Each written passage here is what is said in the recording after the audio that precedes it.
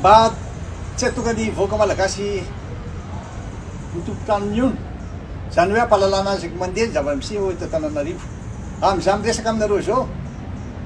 dia any fiadanana ny secrétaire général ny tiako Madagasikara sy ny garde corps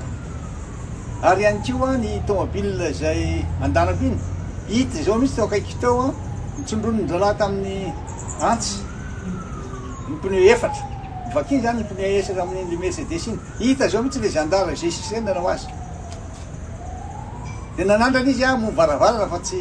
voavoa varavarana ilaza aminareo azy zany freo de tena tsy eritreritry zany hoe lamina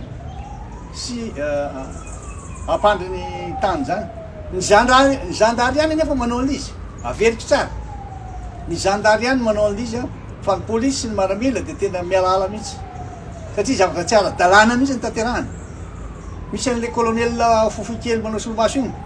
iny ny tena mame baikeo zay milahatra somatsara eo tonga de nalefa le bombe lacrymogène ary tsy vita zay ihany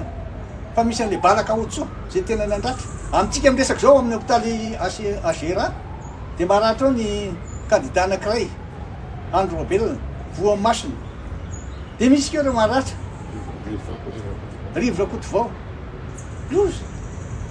tena tsy rariny tsony ty voaka malagasy ka aoka tena hiary hitsangana daholo tsika fotoana ho azy ao aminareo hijoroana ary tena anehotsika fa tena mirahina daholo voaka malagasy rehetra izay raiky ambe folo hoe tsy mitovy hevitra amin'ny ara-politika fa kosa mahalala hoe tombontsoa ambonin'ny firenena jerevana de miaraka zay ka ty ampilazana zany anareo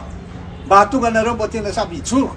hiary ny fahamarinana ary indrindrindrindra andala sy anajany lalam-panorenana sy ny lalàna velona misy eto Madagasikara ohatrany tsy aina eo any aina